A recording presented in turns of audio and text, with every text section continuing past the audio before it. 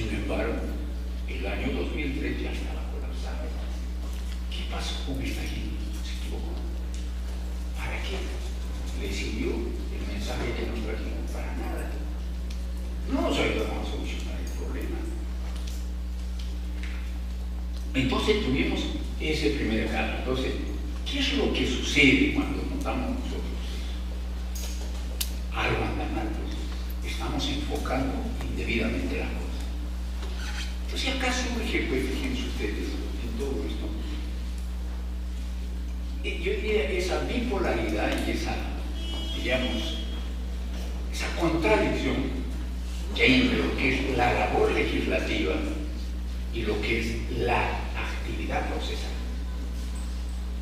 Una cosa es la labor. Entonces nosotros nos hemos preocupado de mejorar las leyes.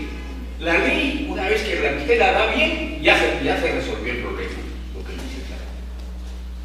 ¿Qué necesita entonces para que una ley bien hecha tenga otros ingredientes que no están en juego, que no se ponen? Entonces ahí viene el colapso. Entonces, lo primero que acá surge es lo siguiente: ya hay un serio cuestionamiento acá. ¿Cuál es preferente? ¿Quién hace una mejor labor? ¿El legislador o el magistrado que aplica la ley? Siempre había una tendencia a decir, no, lo que hace el legislador es primero y lo que hace el magistrado es secundario, porque el magistrado simplemente aplica la ley. Y hay magistrados que se engolosinan con eso y dicen, mire, señor, yo solo aplico la ley. Yo no la he hecho la ley, yo la aplico. Y obviamente eso es un criterio equivocado. Eso nos lleva a pensar en lo siguiente: realmente el juez, cuando aplica la ley, ¿crea derecho o no crea derecho? El vocal que preside una sala principal en una cadena, y vemos que con todas esas inquietudes, esas preocupaciones, crean derecho. Crean derecho. ¿Por qué? Porque el doctor, partiendo de lo que es la ley, que es un aspecto abstracto, genérico, va a lo concreto. Lo que es al revés de lo que hace un legislador, parte del hecho para crear una norma genérica. Entonces son labores contradictorias. Con eso no quiero decir yo que uno o el otro tenga razón, o que hay que defender más al juez que al legislador. No, sino que son dos labores que tienen que complementarse razonablemente. Eso es lo que nosotros no tenemos. Pues hemos dado preferencia, y ahora sobre esto hay serias críticas, ¿no? Tenemos autores como Mauro Capelletti o el profesor peruano Gálvez, que nos dicen porque en realidad la ley no viene a ser sino un producto semi-elaborado, y el que da su fin y su toque final es el magistrado. Sin magistrado no hay derecho. Sin magistrado no hay derecho. Entonces no podemos nosotros decir, no, aquí vale en qué gobierno o qué legislador hizo la ley. No, son caminos totalmente diferentes. Bueno, entonces fíjense ustedes, una vez que termina, que se presenta este problema con la ley 26636, y ahí el doctor Gómez Valdés participó en esta preocupación, nos llamaron al Congreso para decir, aquí está este folder lleno de proyectos de ley. Y dijeron, bueno, vean qué hacemos. Vean ustedes como especialistas en el derecho del trabajo cómo le damos solución a ellos. Nos reunimos todos los miembros de la comisión que nos habían llamado, bueno, y llegamos a la conclusión que había que hacer una nueva ley. Porque no sé qué, lo que se planteaba ahí eran proyectos que trataban de modificar uno o tal artículo de la ley 26636. Entonces hicimos un nuevo proyecto de ley para reemplazar a la ley 26636. ¿Qué es lo que se tuvo en cuenta para esto en ese momento? que había un colapso del derecho procesal en Lima y Callao. Había colapsado, había tal acumulación de expedientes que necesitamos una medida de salida para eso. Entonces, la ley se dio con ese espíritu de solucionar esos problemas. Entonces, claro, nosotros planteamos un poco dinamizar un poco el proceso, porque la ley 26636 era un proceso muy dormido, poco vivaz, no era dinámico. Entonces incluimos un poco de dinamismo. Lamentablemente este proyecto no pudo hacerse realidad, no llegó al pleno, porque el gobierno del señor Toledo ya terminó. Y ahí quedó el proyecto. Cuando viene ya el siguiente gobierno, se nombra otra comisión. ¿Qué hace esta comisión? Dicta la ley 2949, que es la que estamos comentando el día de hoy. ¿Y qué encontramos? ¿Cuántos años han pasado? Todavía no han cumplido 5 años. Encontramos que está colapsado totalmente. Está colapsado. Ahora, acá hay varios logros y frustraciones en todo el mundo. Yo diría los logros son aquellos aportes que nos han impuesto los magistrados. Esos son sus logros de la ley. Pero hay frustraciones. En primer lugar, ¿para qué se dio la ley? Para resolver los problemas de Lima. Para eso se crearon los juzgados de paz laborales, para que asuman esa función como juzgados de paz especializados. Para eso sí, y que se resolviera por esa vía los procesos. ¿Por dónde empezamos a resolver estos problemas? No empezamos por Lima, empezamos por Tacna, donde no había este problema. Esa es, yo diría, una frustración. ¿Para qué se hizo la ley? Si era para resolver los problemas de Lima y no para llevarlo a Tacna. ¿Cuándo llega el nuevo proceso a Lima? Hace 2 años. Hace 2 años. Muy bien, 2 años tiene la vigencia de esta ley en Lima. ¿Qué debería hacer? Comenzar a resolver los problemas de Lima. Y si usted pregunta qué está sucediendo en Lima, el proceso está colapsado. Definitivamente colapsado. Hay una sola sala laboral para conocer estos procesos con la ley 2949-7 y 28 juzgados. 14 juzgados dedicados al derecho del trabajo. Y el resto es dedicado al derecho previsional y al proceso contencioso administrativo. Entonces han pasado todavía ni 2 años y ahora ¿qué ha pasado? ¿Vamos a volver a buscar otra ley? No. La historia del año 30 nos dice que estamos equivocados. No es mediante una mejor ley procesal de trabajo cómo se va a resolver el problema. Hay que buscar qué le falta a esto. Entonces, obviamente, en primer lugar, ¿qué es lo que falta? Un poco más de capacitación a los magistrados. El magistrado tiene que trabajar en mejores condiciones. Hay juzgados en realidad en donde el poder judicial es muy maltratado. Entonces, ¿cómo puede un juez pensar ahí? ¿Cómo puede reflexionar? ¿Cómo puede juzgar? Definitivamente no están dadas las condiciones de trabajo. Entonces, fíjense ustedes, en esta nueva ley procesal del trabajo,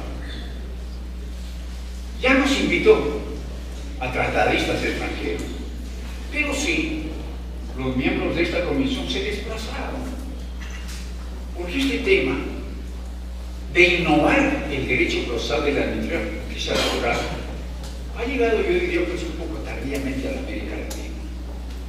Hay países donde se han establecido procesos similares. El caso, por ejemplo, de Venezuela, el caso del Ecuador, el caso de Colombia, el caso de Chile, el caso de Uruguay, donde se ha establecido preferentemente esto que llamamos nosotros la oralidad. Entonces yo conversaba con un magistrado supremo que fue a hacer un estudio, más o menos, para dar su punto de vista sobre qué proceso debía implantarse en el Perú antes que se diera la ley 2949-100. Me dijo: lo que se ha dado en Venezuela es una maravilla. Y entonces quiere decir que con la ley se va a resolver el problema, indudablemente, porque hayan resuelto su problema. En Chile se ha resuelto el problema, en el Ecuador se ha resuelto el problema. ¿Y por qué nosotros no lo podemos resolver? ¿Por qué de nuevo estamos hablando de una crisis del proceso en el Perú? ¿Por qué de nuevo hablamos del colapso del proceso laboral? ¿Qué cosa ha faltado? Esas son las frustraciones. Es una frustración que llevamos dentro. ¿Qué hacer? Es para desesperarse. Obviamente, yo con esto no quiero criticar a los jueces si lo hacen bien o lo hacen mal, por cierto, es que hacen su trabajo. Para eso se les ha llamado y ellos administran justicia. Para eso existe el principio de la doble instancia, cualquier error se corrige por este camino. Entonces, hay algo que falta. Hay algo que falta. Entonces, fíjense ustedes, se ha recogido la influencia porque estas leyes se llevan antes que la nuestra. Porque la de Venezuela se da el año 2003. Luego le sigue la del Ecuador, que se da el año 2005. Luego sigue la de Colombia, que se da el año 2007. Luego sigue la de Uruguay, que se da el año 2009. Y nosotros le hemos dado del año 2010. Quiere decir que hemos tocado botones adecuados para, en realidad, recoger aquellas cosas pertinentes en nuestra legislación. O sea, que los caminos o lo hemos recogido mal o no lo hemos recogido. Pero no es posible que en estos países donde hemos tomado algunos resultados positivos tienen y nosotros no lo tengamos. Entonces, por ejemplo, yo preguntaba aquí, me dicen: bueno, hay 3 salas laborales aquí. Bueno, pero el problema es que todavía hay procesos en Chiclayo, que no podemos decir que ha sido recientemente que se ha implantado, que se implantaba antes que en Lima. Todavía hay procesos con la vieja ley, cuando no debería haber. Ahora, ¿qué sucede en Lima? ¿Por qué decimos que está colapsando el proceso en Lima? Si usted presenta hoy día una demanda, a usted lo van a citar para la audiencia de conciliación más o menos para el mes de mayo. Más o menos lo van a citar para el mes de mayo. ¿Cuándo viene la audiencia de juzgamiento? En el mes de octubre o noviembre. Entonces, fíjense ustedes, ¿qué decía la ley? ¿En cuántos días debía resolverse un proceso ordinario en sus 2 instancias? En 130 días hábiles. En 130 días útiles. Y hoy día vamos a resolver en años. Ya no en días, en años. Definitivamente la ley 2949-7, bueno, sí que no sirve. Yo no me atrevería a decir. Yo diría que la ley 2949 tiene sus aciertos. El problema es qué es lo que está faltando detrás de esto. Claro, un poco acá, esta división entre poderes es lo que nos marea un poco. Porque ¿qué es lo que dice el jefe del gobierno de un país? Dice: eso son cosas del poder judicial. Que el poder judicial lo resuelva. Yo no puedo interferir en eso. Realmente, un gobernante que dice eso, en realidad no está representando debidamente a su comunidad. ¿Por qué? Porque no se preocupa de algo que es fundamental, la justicia. ¿Y en qué medida los magistrados son responsables de esto? En la medida en que sus ejecutivos no saben obtener un mayor presupuesto. Es cuestión aquí de presupuesto. Yo me acuerdo que en Chile, tan luego entró la nueva ley procesal, el año 2007, habían 21 juzgados a nivel nacional. Tan luego entró la ley, elevaron esos juzgados a 81 juzgados. Fíjense, de 21 lo llevaron a 81 juzgados. Entonces, había conciencia de que ninguna ley camina pues, por lo que dicen sus activos. Tiene que haber un esfuerzo complementario. Y ese esfuerzo depende de toda la comunidad. ¿En qué sentido? Digo de toda la comunidad. En la medida que el Estado es rico o pobre, en la medida que nosotros contribuimos. Por eso digo que es el producto de la comunidad. Todos pagamos nuestros impuestos para tener en realidad una justicia que vivamos todos los días. Hay leyes que están escritas y a veces, por eso hay muchas dudas en el derecho comparado. ¿Cómo estudia usted el derecho comparado? ¿Simplemente estudiando la ley? No, porque en el caso que vengan a estudiar nuestra ley, todos dirían, en el Perú hay una magnífica ley. ¿Y cuáles son los resultados? Que la administración de justicia laboral en el Perú está colapsada. ¿Pero qué es esto? Una buena ley porque ha colapsado. Quiere decir que algo falta. Algo falta. Entonces, ¿qué es lo que falta aquí? Yo diría la exigencia del Poder Judicial. Señor, si usted quiere administrar mejor justicia, si usted quiere dar un mejor porvenir a la población para que se sienta satisfecha con la justicia, tiene usted que dedicar mayores recursos económicos. ¿Qué cosa ha habido, yo diría, como consecuencia de la salida de esta ley? Ninguna medida de ese caso. Ninguna medida. No ha habido una cantidad extraordinaria. Por ejemplo, aparecen los jueces de paz laborales. ¿Qué se ha hecho para pagar estos jueces? Estos son jueces ya jueces calificados. Sin embargo, pues usted encuentra una variedad de jueces en el Poder Judicial. Ni siquiera hay una sola medida para medir el trabajo de los magistrados. Hay diferentes niveles, cómo se les remunera a los magistrados. Entonces, ¿qué quiere decir? Que si bien la administración de justicia depende en su aplicación de sus magistrados, pero hay magistrados que no pueden ir más allá de lo que es humanamente posible.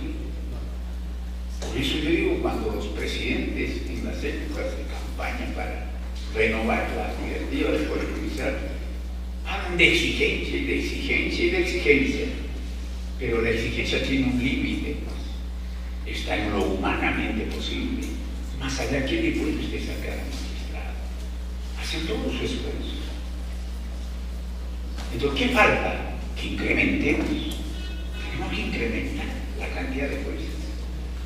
No podemos seguir en un distrito como es Lima, como les digo, con 28 magistrados y con una sola sala laboral. Y decir, por muchas virtudes que tengan pues, los vocales de esta sala laboral, no pueden asimilar todo el trabajo que hacen los 28 jueces. Por ese simple hecho, ya el sistema está colapsado. ¿Cómo se va a arreglar eso? Esa es la desesperación.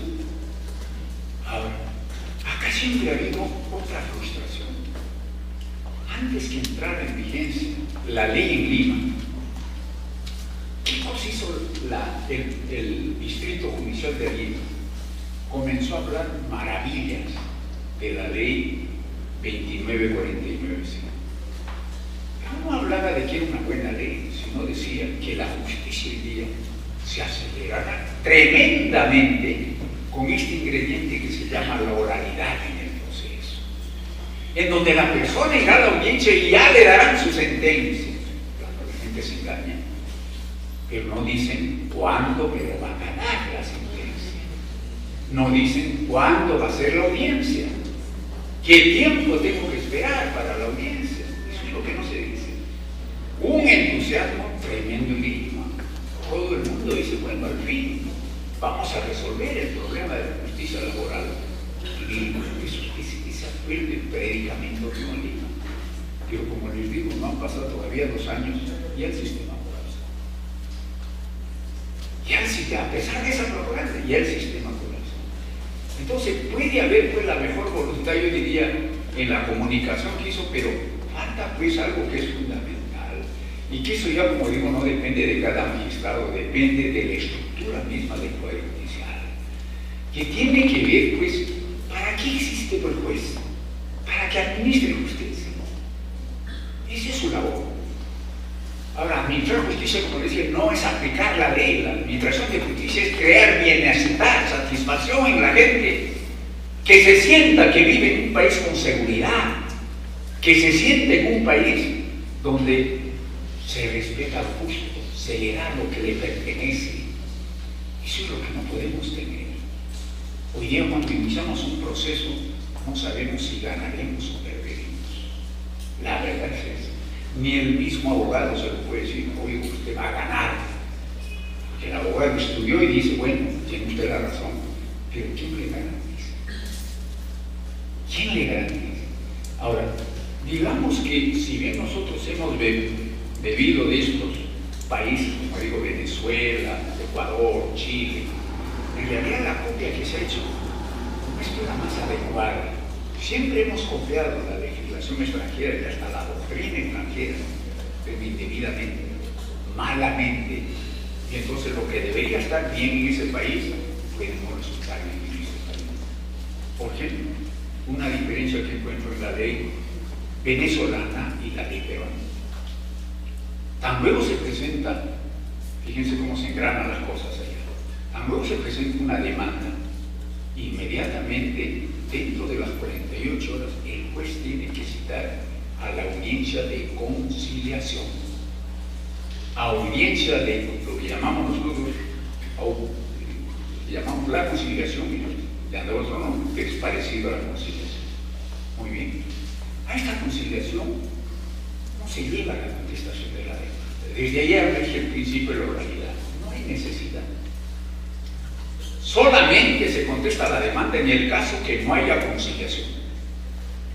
Porque si a mí me notifican de que me han planteado una demanda, yo lo primero que ir ante el juez a explicarle si realmente he faltado, y si he faltado, bueno, que se corrija, acuerdo a la solución. Por eso se llama conciliación. Pero acá no. Nuestra ley ha dicho que la conciliación se hace después que se ha presentado la demanda. Después que se ha presentado la demanda y una vez que se ha contestado la demanda. Entonces ya hay un problema en el proyecto que habíamos hecho junto con varios miembros de la comisión donde estuvo el doctor Gómez Valdés. Ya habíamos puesto eso. Que presentado una demanda había que inmediatamente notificar por una conciliación antes de que, en realidad, cuando ya pues usted contesta una demanda, ya pues ha tenido usted que buscar abogado, ya ha estudiado el caso, ya está usted embarcado. Tiene que seguir adelante, dice, ya tengo mi abogado, ya le voy a pagar, que siga el proceso. Lo que pasa es que en estos países hay medidas coercitivas de otra naturaleza que obligan al demandado a tener que arreglar. Porque el demandado sabe que ha violado las normas del trabajador. Y entonces hay una fiscalización muy severa. Aquellos empleadores que a pesar que son conscientes de que deben al trabajador, no cumplen. Y hay muchos empleadores que dicen eso, mira, no tengo plata para pagarte, demándame. Es la solución, demándame. ¿Qué sabe el empleador? Que el proceso va a demorar 2 o 3 años. Se acabó de repente, como decía el magistrado, de repente se va debilitando gradualmente la pretensión del demandante y que nunca paga. Y tiene que haber, como digo, medidas coercitivas muy severas, así como hay en Chile. momento en que se ha cometido la falta, en mal momento de la demanda, y se paga con una multa si la demanda declara fundada, si el juez declara la demanda fundada. Entonces hay medidas, yo diría, de fiscalización. Eso es lo que falta en nuestra ley. Medidas fuertes de fiscalización para obligar a quién, a obligar al empleador a que cumpla con sus obligaciones. No se está inventando acá obligaciones. Yo diría, pues, hay en otras leyes lo que se llama el proceso monitorio, en donde pues, la verdad pues, está a la vista. Está a la vista. Un empleador que no cumplió con depositar la CTS del trabajador, a pesar de estar acreditado su tiempo de servicios, ¿qué va usted a discutir ahí? ¿Qué va usted a discutir? No puede usted decirle, bueno, no te deposité, no tuve plata, demándame. No, pues bien, tiene que venir la autoridad y hacer que se pague de inmediato eso. Entonces, hay, pues, como ustedes verán, logros, como la nueva ley, obviamente, en su estructura, estos criterios nuevos que se han establecido, en los plenos jurisdiccionales que se está aplicando, pero lo que no hay, pues, como digo, es lo principal, que podamos en realidad recuperar nuestro derecho en el menor tiempo posible. Eso es lo que exige un trabajador. El trabajador no puede esperar mucho tiempo. Al trabajador que lo hacen esperar mucho tiempo, como se dice, pues en realidad lo hacen litigar con el estómago. Litiga con el estómago. Hay momentos en que el estómago ya no da y ahí el trabajador cede. Pues sí, ahí pues no puede haber, como digo, un criterio de justicia. Entonces, tocaba el magistrado, por ejemplo, esto de la forma y el fondo y la forma. El título preliminar de la ley procesal del trabajo dice que los magistrados deben preferir, pues, en todo caso, no la forma, sino el fondo. ¿Qué quiere decir esto? Haga usted justicia. Haga usted justicia. Entonces nos habla del petitorio implícito, de la interpretación de la norma, de la congruencia. Esos son criterios que tiene que ir afinando el magistrado en la medida en que vaya ganando experiencia, en la medida en que se vaya capacitando, definitivamente. Pero la ley nos da pues ese derrotero. Usted por una formalidad no le puede negar el derecho a un trabajador. Eso es lo que dice. Prefiera usted para igualdad de ambas partes, aplicar el fondo y no la forma. Entonces yo leí hace unos días una sentencia que se dio en Huancayo, la Corte Superior de Huancayo. Yo diría, se trataba de una empresa muy importante en el Perú, que tiene su sede en todo el país, tiene sede. Entonces, esta empresa, con este criterio de la descentralización, ha creado diferentes empresas. Bueno, un trabajador de repente estaba en una planilla. Bueno, y pasaron algunos años y le dijeron, señor, ya no está usted en planilla. Y el trabajador dice, ¿por qué no estoy en planilla? Porque se le ha trasladado a otra empresa. El trabajador dice, a mí nadie me ha dicho eso. ¿Por qué me han trasladado a otra empresa sin avisarme? Entonces esto llega al Poder Judicial. El trabajador se revela y dice, esto es injusto. A mí no me gusta trabajar para esa empresa. Y no se me ha dicho nada, va y demanda. La Corte Superior, el juzgado de Huancayo, declara fundada la demanda. Viene la Corte Superior, también la confirma la demanda. Pero va a la Corte Suprema, donde lamentablemente, como digo, no todos los magistrados son laboralistas, pero había entre ellos uno. Había un laboralista. Pues en realidad que a mí me parece que ya suena otra cosa la sentencia. Dice que en realidad, al no haberle producido ningún perjuicio al trabajador, se declara fundado el recurso de casación. En consecuencia, el trabajador no tiene nada que reclamar. no tiene nada que reclamar. Entonces, fíjense ustedes, ¿qué es lo que ha tenido en cuenta ahí? Lo que no se ha tenido en cuenta fue lo que se llama el fondo del asunto. Obviamente este trabajador celebró un contrato de trabajo con tal empresa y cualquier transferencia tiene que ser pues, con el conocimiento del trabajador. Entonces acá, ¿qué criterios se ha tenido en cuenta? En realidad no se ha tenido en cuenta el fondo del asunto, no se ha tenido en cuenta los principios.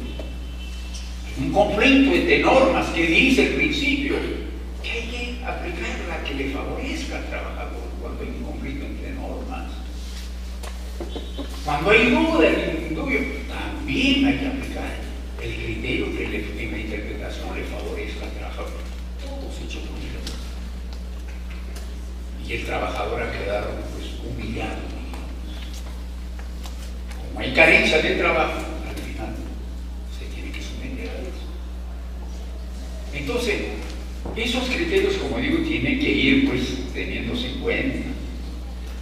Entonces, la justicia pues, es tan compleja la justicia, que requiere pues, de muchos ingredientes para que funcione correctamente.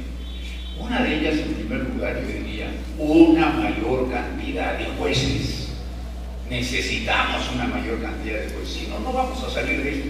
Cualquiera que fuera la ley, alguien de repente se le va a ocurrir modificar la ley 2949C, ¿cree que ahí está la solución? Vamos a caer en lo mismo. O sea, lo que hay que ir a atacar, darle sentido a la ley. ¿Qué es lo que se busca con eso? Se buscó romper ese colapso que hay en el proceso, esa acumulación de expedientes. Pero no lo hacemos, como digo, pues modificando la ley. Viendo al fondo del asunto, ¿qué queremos? Veritar justicia. Eso es lo que queremos, en el menor tiempo posible.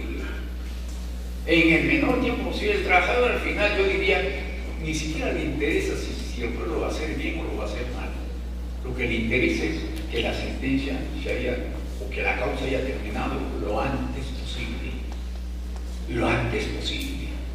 Y eso puede dilatar, yo diría, las audiencias. Que una audiencia sea en mayo y la otra sea en octubre. ¿Para qué sirvió la conciliación? Para nada. Definitivamente, porque las audiencias están muy separadas, y se olvidaron de lo que acordaron, hoy se olvidó. Hemos dicho que tiene que haber pues, un conocimiento de la causa pues, para conciliar debidamente las cosas. Bueno, estos son, yo diría, espero que haya llegado a ustedes lo que a mí me preocupa. Estos son logros y frustraciones de la nueva ley procesal del trabajo. La ley podemos aplaudirla, pero sus resultados son nefastos. Nadie puede dudar hoy día que la administración de justicia laboral está colapsada. Está enteramente colapsada. Hay que buscar una solución a eso. Por eso estos acuerdos, estas reuniones, estos congresos sirven para eso. Vamos a encontrar una solución. ¿Mediante qué? Mediante el debate. Pero hay que primero identificar el problema. Si no ubicamos el problema, no podemos resolverlo. Entonces hay que primero fijar el problema. ¿Dónde está el problema? ¿Por qué colapsa? Bueno, eso es todo lo que quería decirles esta noche.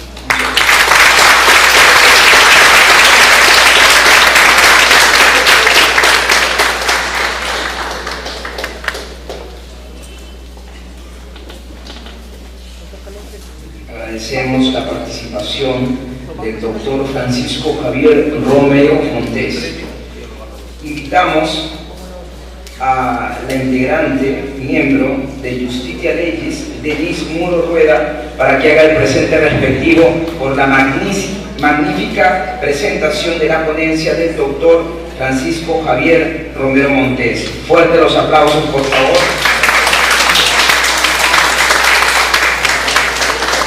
Fue una excelentísima mirada integral del desarrollo y justicia desde la cuestión laboral.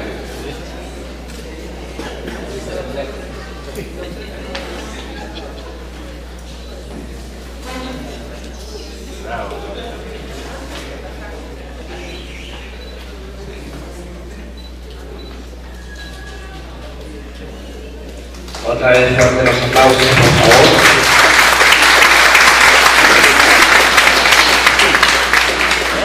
A continuación viene la ponencia de nuestro homenajeado, la ponencia del doctor Francisco Gómez Valdés, profesor de pregrado de la Universidad Nacional Mayor de San Marcos y de la Escuela de Posgrado de la Universidad San Martín de Porres. Fuerte los aplausos para nuestro homenajeado.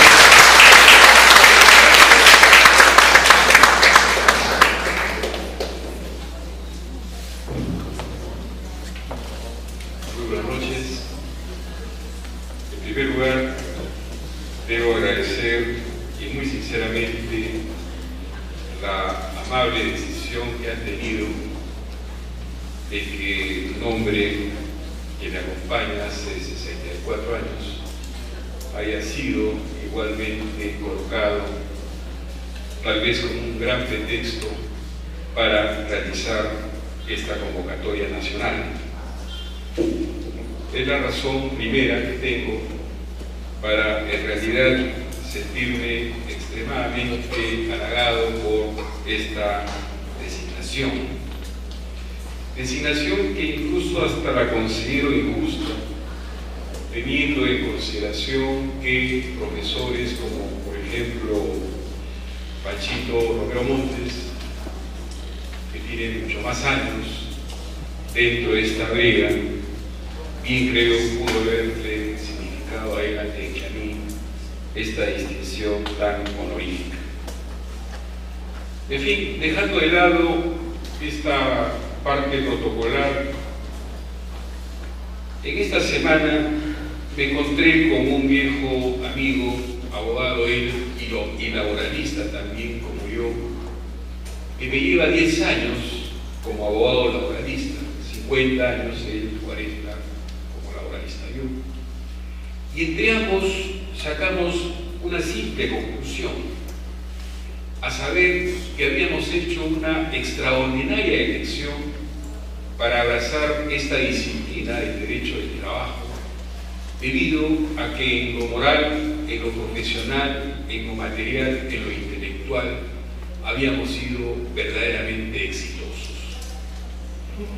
Y es eso lo que quiero yo compartir con ustedes esta noche, habida cuenta que en su gran mayoría estoy frente a jóvenes que dentro de poco tendrán que ir a trabajar como abogados.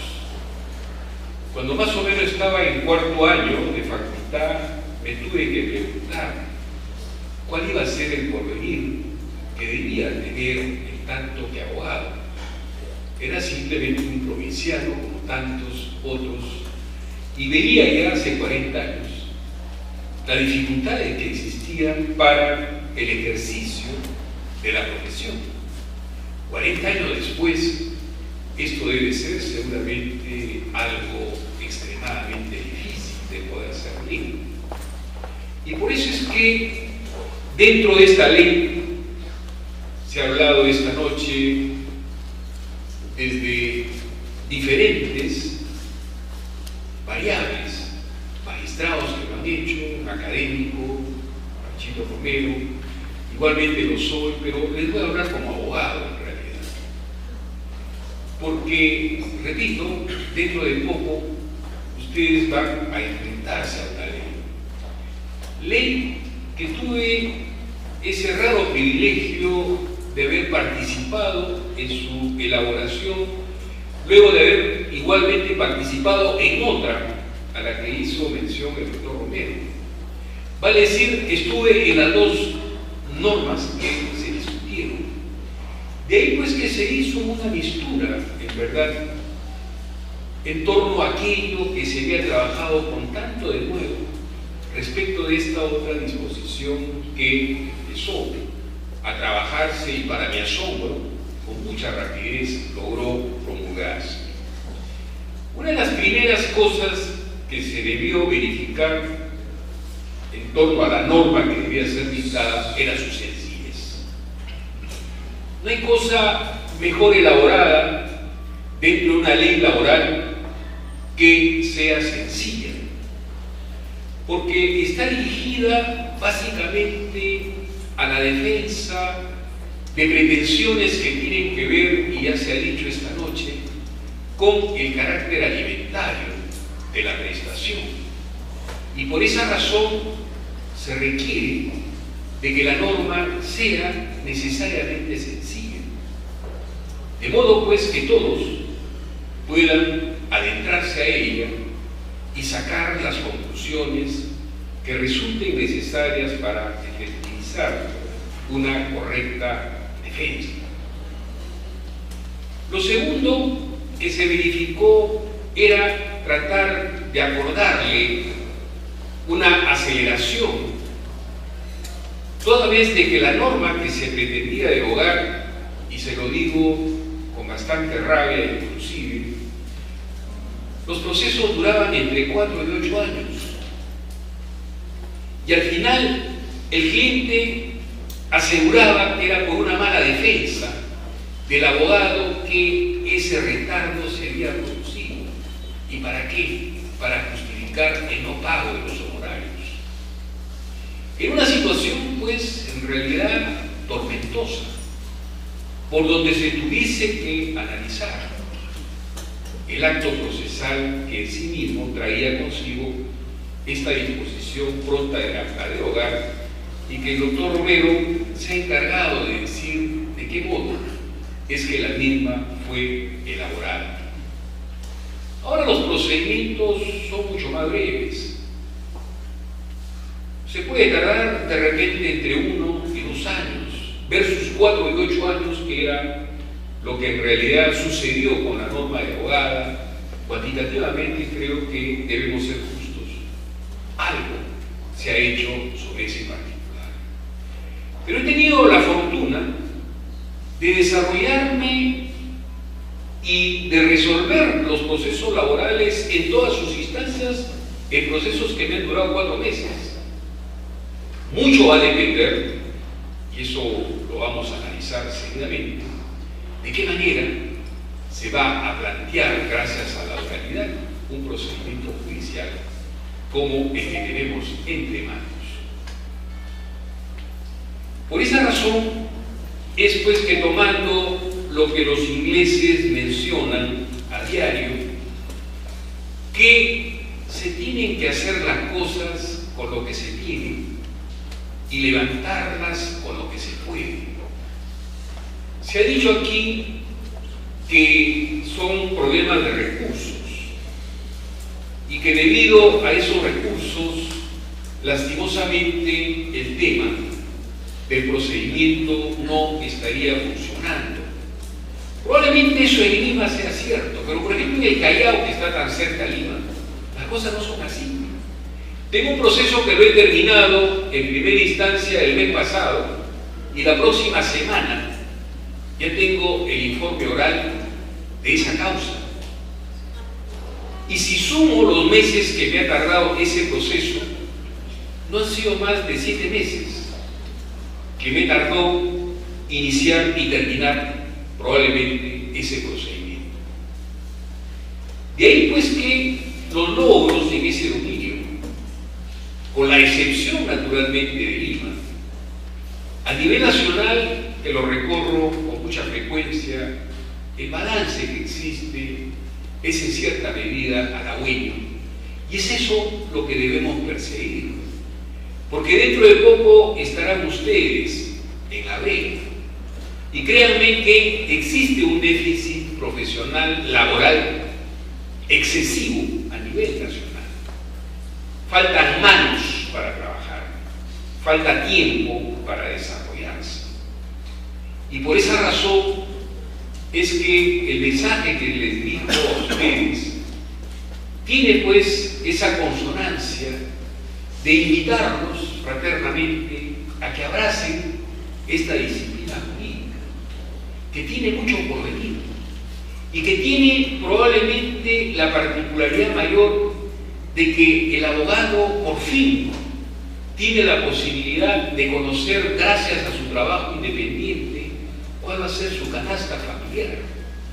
Porque una de las pretensiones que abarca esta ley es precisamente el cobro de los horarios profesionales. De esa manera, es probable que con el andar de los tiempos, ya los jóvenes estudiantes de Derecho o los jóvenes abogados no tengan más interés en ingresar a trabajar para una empresa o para el Estado, porque será suficiente reconocerse a sí mismo que tienen la capacidad profesional de poderse realizar de la manera más directa, más honesta, más digna, para tratar de ejercitar precisamente la solución de esa canasta familiar. ¿Cómo hacerlo? Con la oralidad, señores, se da inicio a esa probabilidad. Es una llave maestra que se tiene para tratar de efectivizar lo que se conoce como el diálogo-conciliación. El diálogo-conciliación representa la herramienta mayor que puede tener un abogado para tratar de lograr el éxito en la tramitación y en la solución directa de un conflicto. Y hay mecanismos que la propia disposición ha precisado. El primer expositor, en tanto magistrado, habló de las medidas cautelares. Es posible con esta ley interponer una medida cautelar fuera del procedimiento. Poco importará el tiempo que pueda tardar el proceso. Con toda seguridad que el empleador va a venir a buscarlos para solucionar ese conflicto.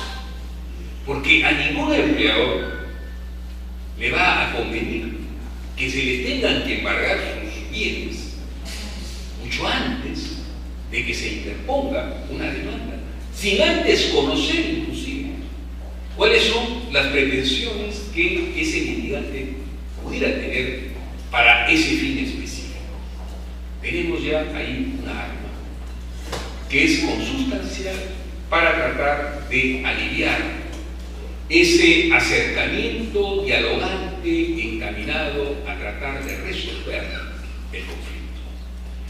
Lo segundo que trae consigo también esta oralidad, y también el señor juez lo hizo saber, es que la conciliación, que es la conclusión de ese diálogo, conciliación, se puede ejercitar en cualquier etapa del procedimiento, inclusive antes de interponer la demanda, si es que existe ya en trámite una medida cautelar fuera del procedimiento.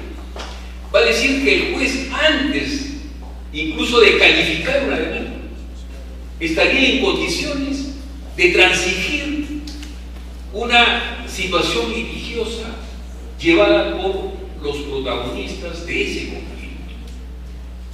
Créanme, señores, que eso no era posible con la disposición anterior, y es probable que no sea posible con tanta facilidad, incluso en el derecho comparado. Este tipo de fórmulas que se han creado tienen pues por objeto tratar de perseguir que, a mérito de la oralidad, la conciliación es el producto final, sea pues esa suerte de sinergia que sea necesaria para palanquear inclusive aquellas conductas beligerantes que, frente al acoso que pueda existir del lado de un juez honesto y propio, hagan pues retroceder esa situación muchas veces de soberbia que a lo largo de los años los empleadores, algunos empleadores, han tenido como carta de presentación para precisamente no tratar de resolver los conflictos que en la mayoría de los casos ellos mismos se encargaron de crear. Existe tal vez una tercera palanca que se debe utilizar sobre este particular, y es pues la sencillez de una demanda. Las demandas tienen que ser trabajadas con con la más absoluta sencillez y simpleza. Es ahí donde los abogados adoptamos el carácter público de nuestra profesión. ¿Por qué? Porque de esa manera vamos a apoyar al órgano jurisdiccional. De quien se sabe, tiene un horario extremadamente constreñido para resolver las causas que le son llevadas a sus predios.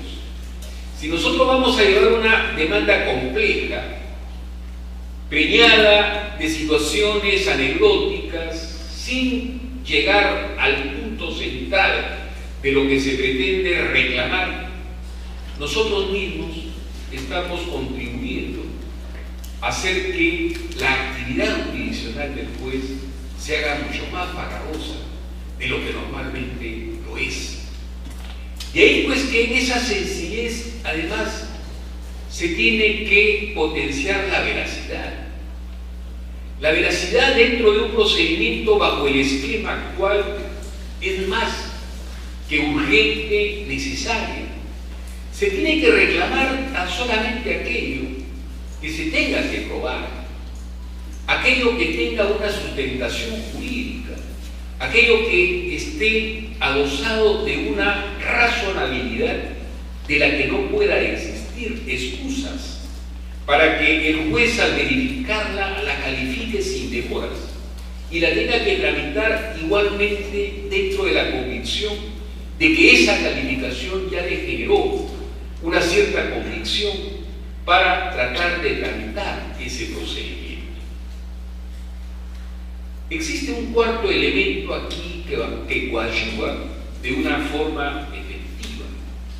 La ley habla de la prestación del servicio. No habla más de la trilogía de caracteres que tiene el contrato de trabajo.